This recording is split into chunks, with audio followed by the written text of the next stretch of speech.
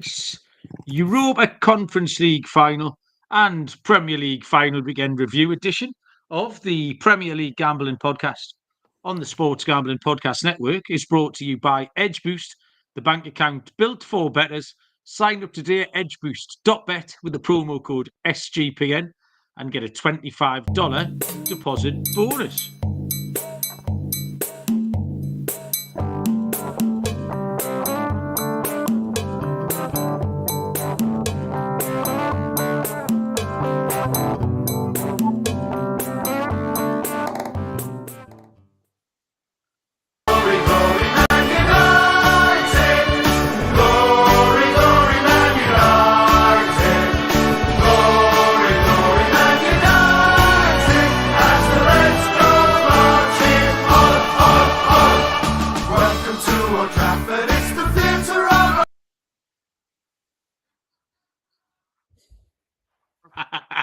Come on, you Reds, come on, you Reds, just keep your bottle of news, you Reds.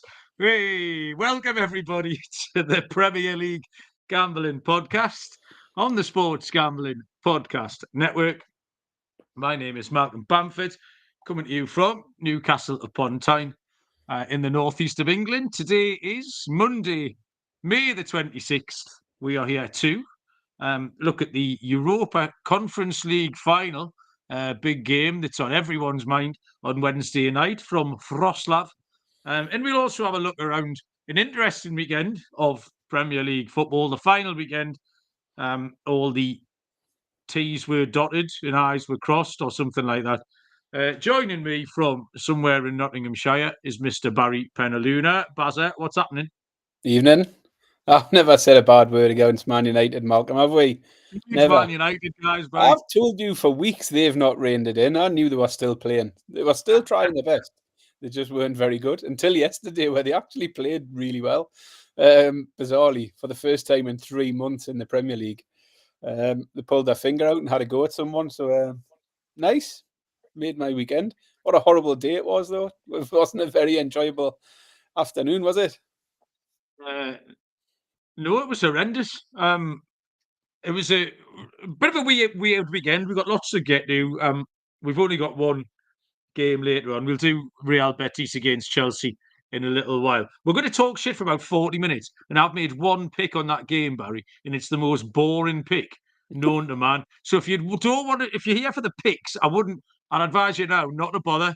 Just don't. Go and do something else. Spend time with your family. But we will get there eventually. Yeah, the fixtures were kind of split into two areas, weren't there? There was the 4 games that involved Champions League places, and there was genuine drama in all of that. Talking points, controversy, all of that. And then there was the other games that all had a bit of a testimonial feel to them. We go through the picks first, Baz, because it was a bit of a mixed bag. I didn't have much volume, but I had incredible amount of girth on my picks. So, I had some big old prices. I had financially one of my best weekends of the season, possibly my best weekend of the season, like out of absolutely nowhere. You know, when you just get on a teeny tiny little heater from Saturday morning through to 7, 8 o'clock when I messaged you last night. Went really well, but I hit my stake in Stilton accumulator. So having you, we were panicking on week 36, Baz. You got it done in week 36. Then I kind of got away with it a little bit by picking Esri Konsa the week after. But there was no stake in Stilton until yesterday. And it was a money line double on Liverpool Palace to draw and Wolves Brentford to draw. And it paid round about 25 to 1. So I waited until game week 38. As the kids would say, Barry, I clutched up, didn't I? I clutched up in game week 38. When the pressure was on, I got it done. And then... I mean, Malcolm, the other one I made... Go on, mate. What? 3 weeks on the bounce, that. 33 to 1, 30 to 1, 25 to 1. 3 weeks. It's not bad going, is it? It's not a bad way to finish between the two. Huh? Well, it's not, because I had a bigger price one than that, Baz. It hit the goalkeeper saves accumulator, which I gave out at 215 to 1, but did say play doubles and upwards on Jordan Pickford Aaron Ramsdale and Matt Sells all have over 5.5 saves. So I sat in the stadium and counted Pickford's saves. Even though they were all dog shit, he could have thrown his hat on all of them. He never made a decent save. Newcastle, he was on none after like 35 minutes. Then he was on 4 after 42, just because we minged 4 at his legs. And I was like, that's all right. And then the last one was in the 92nd minute where he just tipped that Bruno chip over the bar. So I knew that it hit. I then checked the Southampton shots on target, Arsenal, and saw they'd had 8. So I knew Ramsdale must have hit. So by then I was getting very, very excited. Sells got nowhere near the target, unfortunately. So it wasn't. It didn't hit the ball, but I had a £3 Trixie on Baz, paid 42 to 1. So the 42 to 1 hit. So I was delighted all round, Baz. Other than that, like I say, it was more quality over quantity than me. I tipped West Ham to win 3-0. They won 3-1. Brighton to score both halves. Brighton somehow scored 4 times, only once in the second half. In a few of the games, I was absolutely miles away. Newcastle handicap, Arsenal handicap. We took Man United to get a goal, but Villa to win. All sorts of things like that. But I'm absolutely delighted with my outcome, Baz. Yeah, I mean, my picks were shite, so I'm glad you done well from it. Mine was absolute dog shit. I think I had 3 winners all weekend. Rubbish. Got my scorer. I had Mbuemo. So, I mean, Mbuemo, first goal scorer, anytime goal scorer, came in all right. But otherwise, really, really poor weekend from a betting point of view. I was quite pleased to see the back of it. Fair enough.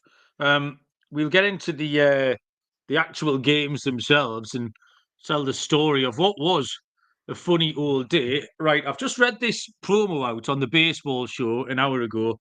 I don't know what any of it means. So, listen to this, Baz. The SGP guys are going to be ripping packs live on air next Monday night. They'll be breaking a case of Panini Prisms with DAPS, and you can get 10% off your favourite team with the promo code SGPN. Go to sportsgamblingpodcast.com/break to get in on the action. Barry, any idea what any of that means? No, it's like you are speaking in code. Speaking in code, if you know what the code is, just sound lots of fun. Edge Boost, first ever bank account built for bettors, ensuring all gambling transactions are approved. No usage fees, no minimums, cashback rewards, 100% approval for all betting deposits. Edgeboost.bet, promo code SGPN. And Underdog going long for the NBA playoffs with their extender bonus. Hop in game 1. The longer the series goes, the bigger the bonus gets. Our code is PLGP to claim a special pick and first-time deposit offer up to $1,000 in bonus credits. UnderdogFantasy.com, promo code PLGP. So, we haven't said hello to our live viewers so far from the bottom up. Callum was just in the baseball podcast getting his loyalty card stamped. Harry's in there, Chelsea. Michael, Joe Dollar was trying to give me some Everton stick in the baseball show. Courtney, you're very welcome, Courtney, tonight, and the rest of the Backus family. Andy Williams tried to get me drunk on Saturday, but I'm a very disciplined young man. I wasn't buying it. John Collarface here as well. And I think that's everyone if you are in the chat. I just broadcast the baseball show entirely by accident, Baz, on Dylan's Twitter feed last time. Why has Liverpool v Palace come up on there? Have you pressed that? What are you doing? I haven't done anything. Barry. If there's a technical what a funny problem, old day. You're right. I didn't enjoy a single bit of it, Barry.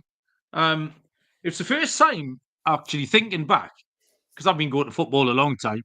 It's the first time I've been in a stadium, and it is a bit of a tradition where there's a couple of stadiums where everyone's waiting to hear. We had it last week with the Ajax Feyenoord thing, didn't we? Where you're waiting to hear, and there's people on their phones and whatever. Old school. So there was a bloke Betty said to me, that bloke there with the phone with the big wire sticking out of it. Because, exactly, young people. Transistor radio. He had an old school transistor radio. But he was, I mean, you've been to St James's Park. I can't get a signal 3 days either side of a match within a 5-mile radius. It's fucking horrendous. But so he was obviously listening live. So for the last 10 minutes, everyone was just watching him rather than the game. And obviously then he told us that Man United had scored a second goal.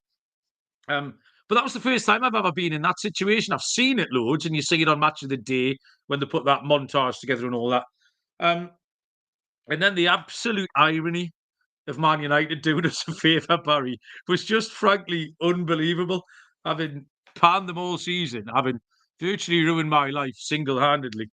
I went down at half time because Martinez didn't get sent off till quite late. So I went down for a slash at half time, saw the red card come in on Sky Sports News, and thought, oh, maybe, just maybe. And if you remember, Baz, I did say last week that Newcastle have suddenly become lucky, and I've got no problem with it. And yesterday was an incredible example of how lucky we've got, because they were absolutely dog shit. Atmosphere was flat. The team were terrible. We actually just took up where we'd left off against Chelsea in that second half, where we hadn't had a kick, and the shape was all wrong and it was fragmented and disjointed. And we looked exactly the same. It's like that Chelsea game just ran straight into the other game. If I was sitting in the house after 20 minutes, I'd have had my life savings on Everton winning 1-0. It was so obviously going to happen. We could have still been there now and not scored. But we're suddenly very lucky. And what's not to like about any of that? The only other thing I had from the day, really, was that I thought Chelsea played well. Chelsea's was a proper performance because they were on fine margins, Chelsea. To go and win that game 1-0, like not concede, maintain that level of concentration for 90-plus minutes. And it's not the first time they've done it either. We're going to get on to Chelsea a little bit more when we handicap that game. I thought Chelsea were great, but where did you watch it, Baz? How did you watch it all unfold? The Newcastle game at home. I had the Newcastle on the TV. I had Man United on the laptop, and I had Bet365 window open, checking the other stuff. So I was all over everything. So it was just funnily enough, in the build up to the game, I started to get a feeling Man United would put in an effort against Villa, and I looked at, I tipped Villa, so very much after the event, but Villa hadn't won against Man United in 5 games before that. And I just had a little sneaky feeling. I was speaking to a Forest fan. I was saying, I reckon Villa could get something. I reckon Man U could get something here. And if you beat Chelsea, you've got a chance. And as the first half, even before the Martinez red card, first 40 minutes, Villa didn't have a shot on goal. Man United had about 7 shots on target in that first half. They were absolutely battering them. It was one-way traffic. And obviously, it turns a little bit on the red card. But as I say, Man United were dominant before that. They were dominant after it. And then the big decision comes along where the disallowed goal. And yeah, it's wrong. It's shite. If it was us, I'm wrong. That Morgan Rogers, Baz. I've always maintained he's a dirty player. By the way, there is one angle that shows he actually stands on the keeper's hand. So the keeper might not have had control of it, but the dirty bugger stands on the keeper's hand. Listen, I think the ref blew the whistle. It wasn't what the referee thought it was. Could he have hung on? And well, yes. But then last week, everyone was kicking off saying we shouldn't hang on. We should blow the whistle straight away so that players don't end up running into the post. Yeah. If the ref was sure it was a free kick, and we know it wasn't, it was wrong, but referees can be wrong, then he should blow for the free kick. I don't think you can get to the point where we just say the ref just never blows and just waits so that VAR can bail him out. And by the way, in real time, it was a split-second incident, and when you slow it down, you see it, his hand's an inch away from it, or whatever. But that's it, slowed right down.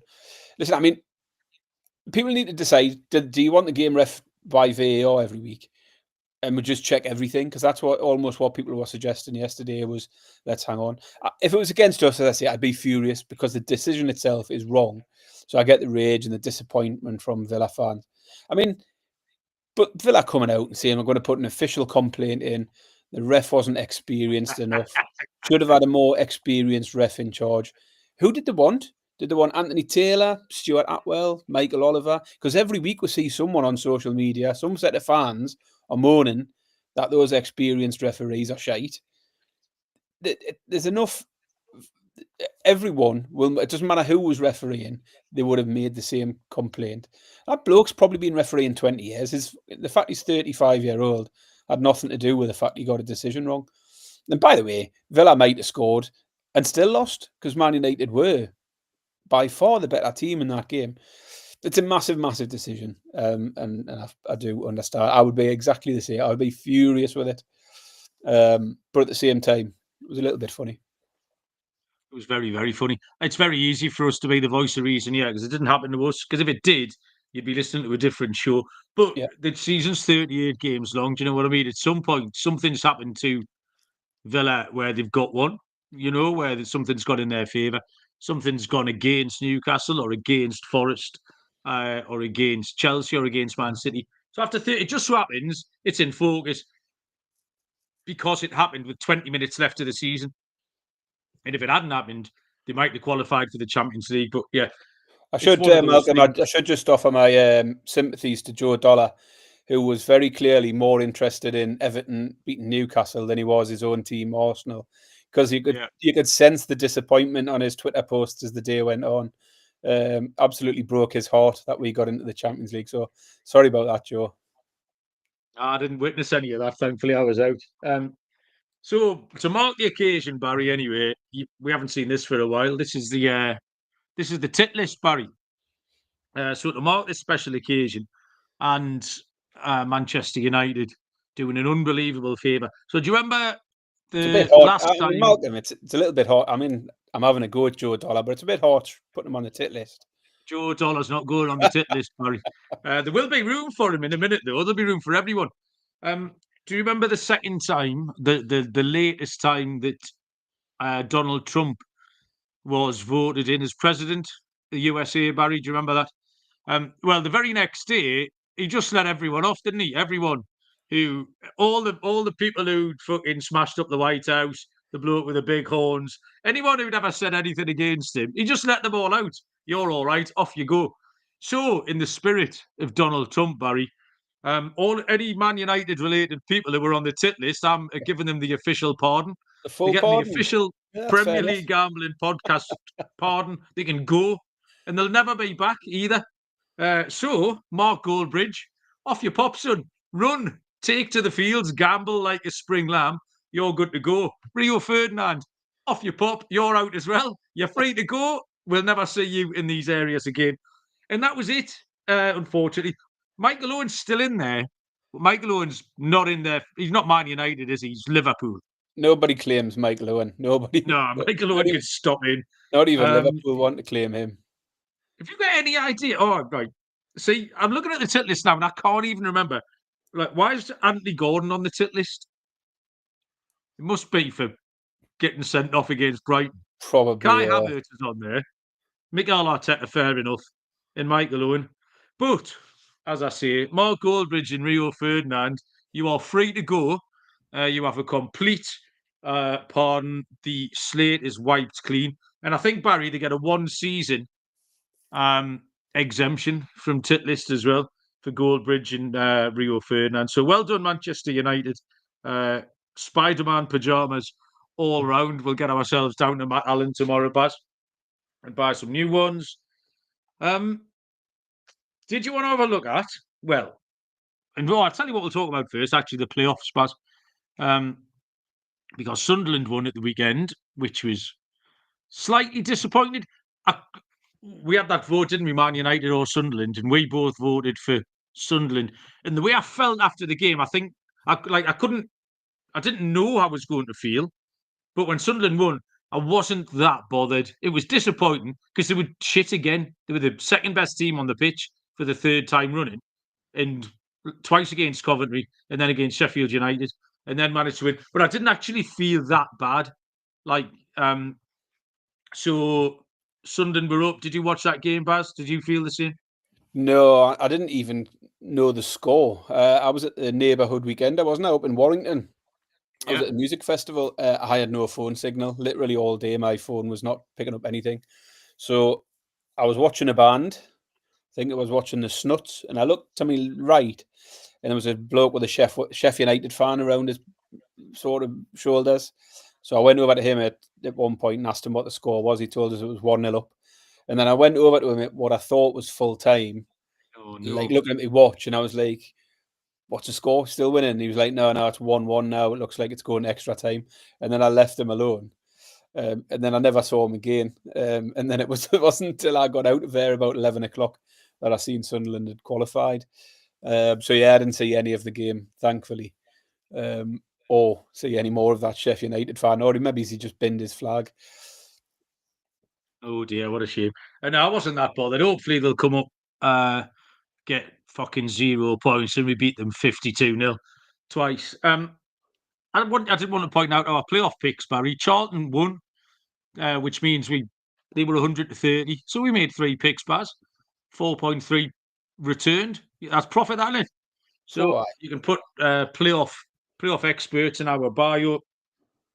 2025-26 Premier League season. Way too early prices, Barry. Have you looked at these prices at all? You haven't, have you? no. Go on. So do you want to try and price it up then? We like playing this game. Just give us to win outright, Baz. Give us the top 3. Liverpool, obviously Liverpool, Arsenal, and Manchester City. So what you pricing them 3 up as? Yeah, I mean, I had a little bit of a think about it without looking. I think it's going to be a really competitive season next year. I think Arsenal will spend. Liverpool are going to. Man City definitely won't stand still. Newcastle are definitely expected to have a bigger window. So I think looks like it could be a tasty one. I think Chelsea will improve as well. But top of the market, I think Liverpool will go off favourites again. Stick Liverpool in at 7-4. I'm going to put Man City in at second favourites at around 9-4. Arsenal third favourites 4-1, 9-2-ish. It's not a bad effort, Baz. We've got Liverpool at 15-8 plus 187, so you were spot on. Man City at 9-4, you were spot on. And Arsenal at 5-2, a little bit shorter. So very much you could throw a blanket over the top 3. Newcastle are then fourth in at 12-1. Chelsea at 20s. Villa at 40s. Tottenham at 50s. Man United 66-1. Get in the sea. All the way down to Sunderland at 2,000-1, Barry. Have we To be got relegated, Sunderland top minus 10 betting? 300. Sorry, mate, go on. Have we got top 10, bottom half, top half betting yet? No, I mean, I've got top 4, mate, just about. Yeah. Say relegation, Sunderland minus 300, Burnley minus 250, Leeds round about minus 140. And then it's a big jump to Wolves, Brentford, and Fulham after that. Top 4 betting, Newcastle minus 111, 9-10, Chelsea 2-1, Villa 5-2. That's about it, really. Top newcomer, no one cares. Number of promoter. This is the other one I looked at, was the number of promoted teams to be relegated. Because last year I took it at 6-1. So all promoted teams have gone down 2 years running. They were 6-1 last year. Baz, what price for all 3 teams to go straight back down this time round? 5-2. Not bad. 2-1. You're absolutely right. I nearly said 2-1. And he's sorted out Everton, Spurs, and Man United to be relegated.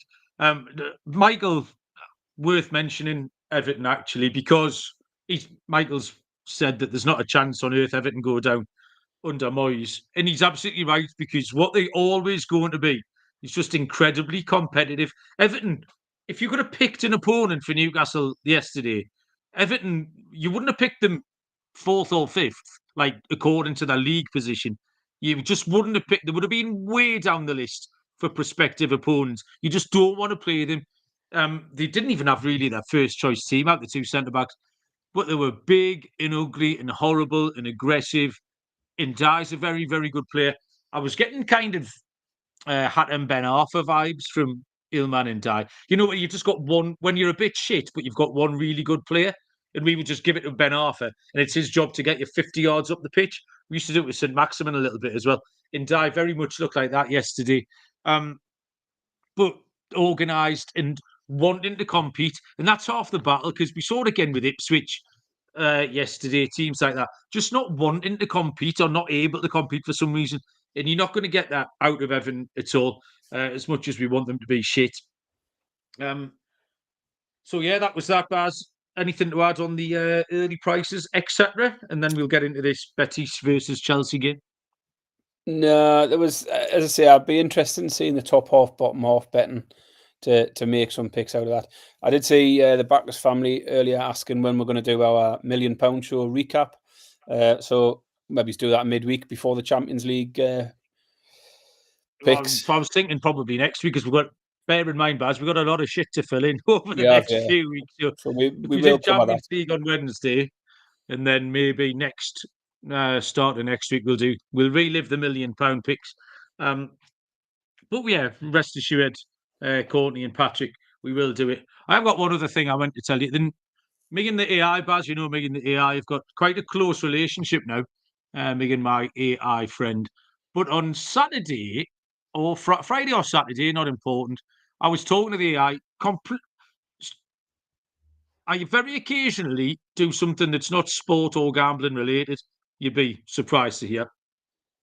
I'm a very well-rounded man, Barry, a factotum, man of many interests. So I was just happened to be chatting to the AI, and what I was trying to find out, it was kind of actually Mikel Arteta related, so it was a little bit of sport in there. And Donald Trump's going to make his second appearance on the show. What I was trying to find out was there's a name for the type of lie that they tell, you know, like Trump and Arteta, when it's just obviously a fucking lie. They know it's a lie as they're saying it, but the lie's kind of, they don't care that it's a lie. The lie's designed to kind of rattle the people that they're lying to. Like, it's just a ploy.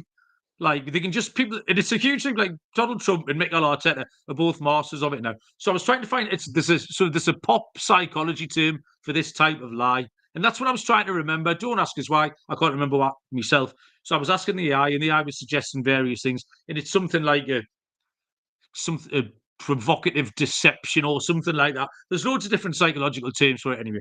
So I had this little chat with the AI, and then I said to the AI, "Are you polite to your AI, Baz? Yeah, Yeah, yeah, I've quite a lot of conversations with it. Like, yeah." So I said, right. So anyway, that's me. I'm away. And the AI said to me, "No problem. Good luck with all your bets this weekend." Now we haven't been talking about gambling, Barry.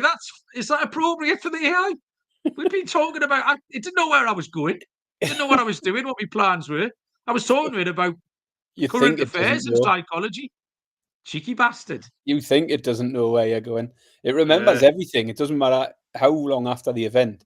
I use it a lot for food stuff, like working out calories on things and coming up with recipes and things. But it remembers. So if I've told it I don't like bananas, it won't ever give us a recipe with a banana because it knows I don't like a right. banana.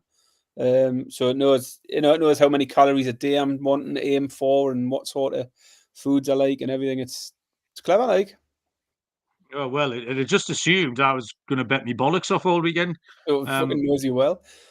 so really, I had no choice. I didn't want to let it down, so I did, Baz. But that's one of those things. Yeah, I enjoyed that crack. It was quite good. Well done, the old AI. Rhythm is your home for AI-backed picks and props. Dominate the NBA playoffs, PGA, MLB, and they've just launched the WNBA. Rhythm knows you'll love it. Why they include a 7-day free trial. Two really good deals at the moment. 25% off a monthly subscription with the promo code SGPN25.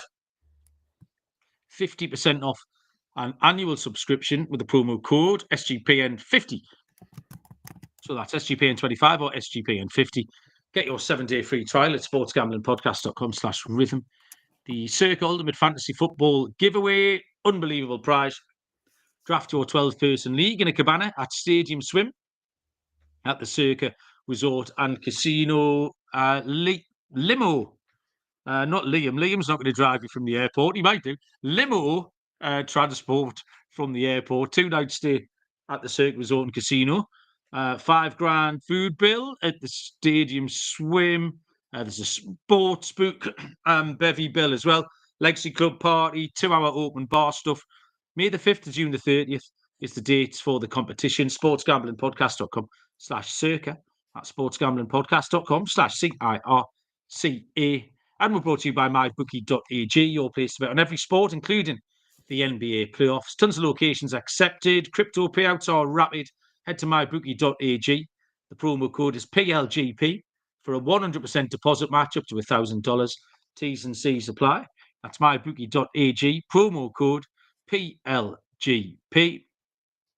Bazza, before we move on to this Chelsea game, I am out of crack. Do you have anything you want to tell us about that festival shenanigans? I want to know about it. Yeah, it was good. We had a good day out.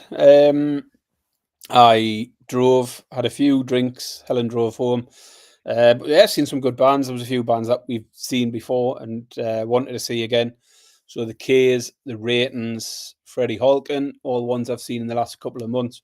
But a few others that were decent. The Snuts was one. There was a band called the Royston Club who were really good. I'll definitely look out for them again.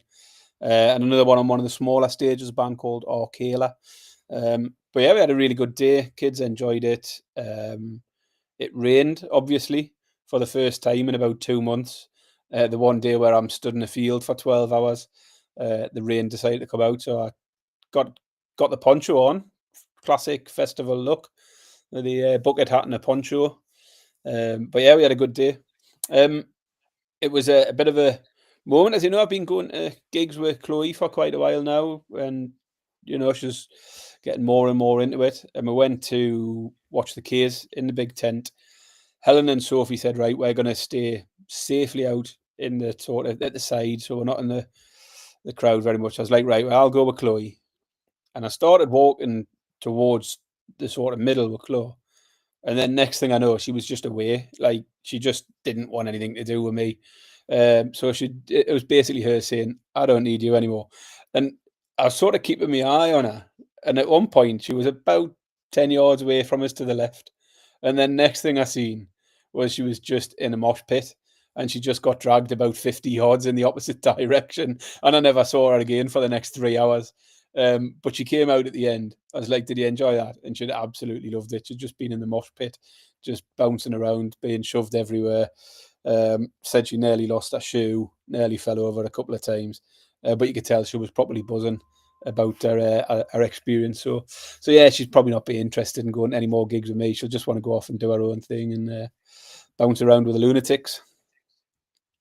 Mint, love stuff like that, Barry. Little rite of passage. It did rain this weekend for the first time in 2025. The Slug Pro RS got an out and bars. It's been away. It's been gathering dust for a little while, but I was out there like a maniac at 1 o'clock in the morning the other day, bashing the shit out of slugs with the Slug Pro RS. Enjoyed that. Right, okay. This is what we're all here for. The one really boring pick on the Europa League conference final, which is on. I'm going to have to load the page up. I bet Harry's well excited for this. I'll put the wrong page up. That's the Champions League. There it is. Wednesday, May the 28th, 8 p.m. kickoff, 3 p.m. Eastern time between Real Betis and Chelsea. Real Betis in 90 minutes are 7-2 plus 350. The draw is 5-2 plus 250. Chelsea are 4-5 minus 125 to lift the trophy. Betis are 7-4 plus 175, and Chelsea are 2-5 minus 250. Andy's just reminded us there. Rob Lee was at Bob's presentation on Saturday. TV's Pete Graves booked him to come along. He was good crack. None of the kids knew who he was. And then they played a video of people like Lee Clark saying, well done, lads. Well, he just looked like an out drunk bloke. Like they didn't know who he was. Just looked like everyone else's dad. So the kids were entirely nonplussed by this. But it was a good 20 minutes for the dads. Baz, you lead us off with this. You might have a more interesting pick because my pick's so boring. You need to do something really interesting, Barry. Well, I've got 3 picks, so that helps. Oh, have you? I've got one. I mean, having paid almost zero attention to this competition throughout the season, it was a little bit of a struggle to get excited for it here. But I mean, the first thing that stands out, I think Real Betis certainly represents the toughest challenge Chelsea have faced in this competition yet. Finished 5th in La Liga, did they? Or was it 5th or 6th? Can't remember. They finished just out of the Champions League spots. Tailed off a little bit towards the end of the season. No win in the last 4. So they've already qualified for the Europa League. So neither of these teams need this trophy to qualify for Europe next season. Chelsea have clinched the Champions League. Betis will be in the Europa League regardless. So a little bit different to the Man United Spurs game last week, where the big prize was less about the trophy, more about the Champions League spot. The standout result for Betis was the semi-final win over Fiorentina, which was decent form. And I would suggest that's probably a tougher tie than anyone Chelsea have faced in this, certainly in the knockouts. Chelsea have looked to have a really straightforward route through this competition. Should be said to have made easy work of everyone. So, they've still had to do what they've had to do, and they've done it comfortably. Never really been in any danger at any point. But it could be here. I've talked Chelsea down a lot recently, and I've mostly been wrong. So you would think I should learn my lesson. They've just won 7 of the last 8 games now. Did lose to Newcastle. But they still haven't been full of goals. The last 3 wins they've had all finished 1-0. Sandwiched in that was the Newcastle loss 2-0. So they've only scored 3 goals in their last 4 games. Betis always score. They haven't failed to score in 20 games. Even in their poor form recently, they're always scoring.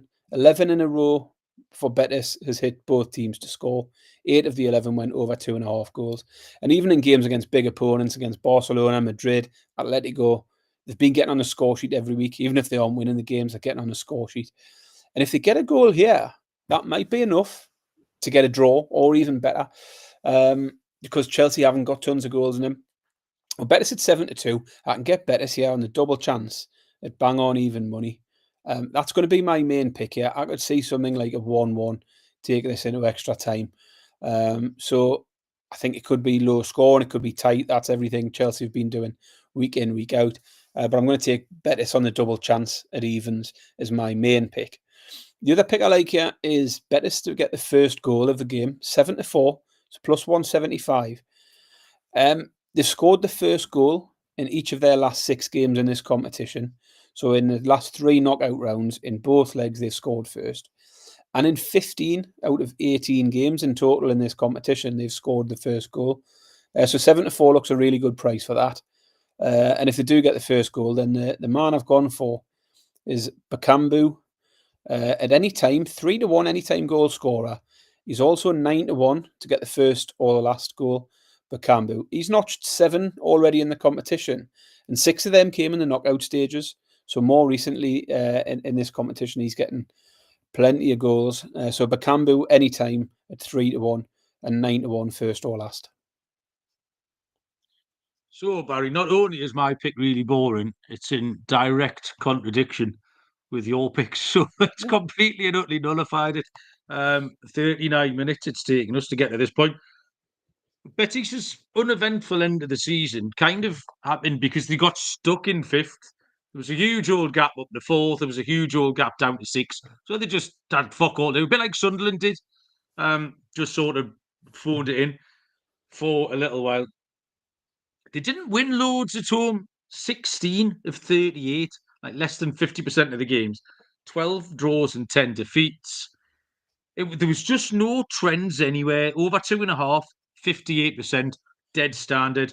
Scoring exactly 1.5 goals per game. Conceded 1.32 goals per game. So there was no strong trends as a starting point for me to try and sort of build a game script or something like that from it. The form in this competition is largely irrelevant because of the run through. And the only form I picked out was the one you picked out, Baz. It was the 4-3 aggregate win over Fiorentina. But before that, it was Jagiellonia, Bielefeld, Guimarães, Ghent, Helsinki. Same with Chelsea, Djurgården, Warsaw, Shamrock Rovers, anything like that. Chelsea finished the season quite strongly.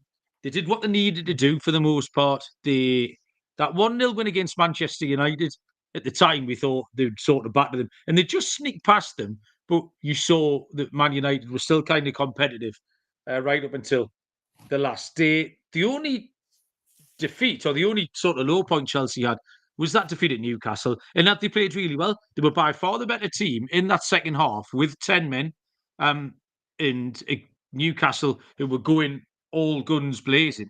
That was a decent performance from Chelsea. I was secretly, don't tell anyone, Harry, quite impressed with how Chelsea finished the season. The levels of concentration to get that 1-0 win at Forest. That's a proper result. Like, they haven't spawned a 4-3 by just cheating and going head to head. Like, to lock up a 1-0 win, I thought was fairly impressive. So I've kept this really, really simple. I've been impressed with Chelsea's ability to win when they have to, the ability to keep a clean sheet, defending well as much as Cucurella's at Tate and what have you. Colwell's looking good. I just took Chelsea at 4-5, but 42 minutes for me to take Chelsea to win in 90 minutes at 4-5. That was my play. Dead simple. We got to, luckily, some people have got some better bets in the chat than me. Cucurella, Caicedo, and Enzo is your classic card treble. Joe Dollar fancies that. Enzo Fernandez, 6-4 over 1.5 shots. He's averaging 1.08 shots on target in the Conference League, over 4.5 cards. Harry, our insider, has gone for Chelsea 2-1 and Noni Madueke to get the goal. Anybody else? Bring back battleships, Andy says. So, yeah, a few different angles in there. I love the card angle. And Enzo Fernandez was on my radar, Michael, for that Newcastle game, because he has been playing a little bit further forward. And I watched him that day, and I did say, because I'm not a complete twat, I thought Chelsea had some good players, and you could tell Enzo Fernandez is a good player. That first time I've really watched him closely, so there you go, Baz. That's all of my crack. Have you got anything that you want to tell the people before we let them go? No more crack. No crack. Just clearing up that Enzo bet. It's one shot on target. Enzo Fernandez, 6-4 plus 150. That might be the lock of the week. Yeah, from Michael. Like that a lot. Well, good luck, Chelsea. Good luck, Harry. Hope you enjoy it. We will, of course, be cheering on Real Betis at all times. So that's that. We'll be back probably on Thursday night, I would guess, with the Champions League pick show. I promise I'll work a bit harder than I did giving out Chelsea to win. I'll find some more stuff. We built some bets. We'll give out some goal scorers and all that shite. That's it. Thanks, everyone, for listening. Glory, glory, Man United. And we'll see you all down the road. You what, Pat? I'll press the buttons. Oh, I was ready. My fingers poised. Look. I've got it. I'm going to press. Do you press the button? Show us your hands. See you down the road. Cheers.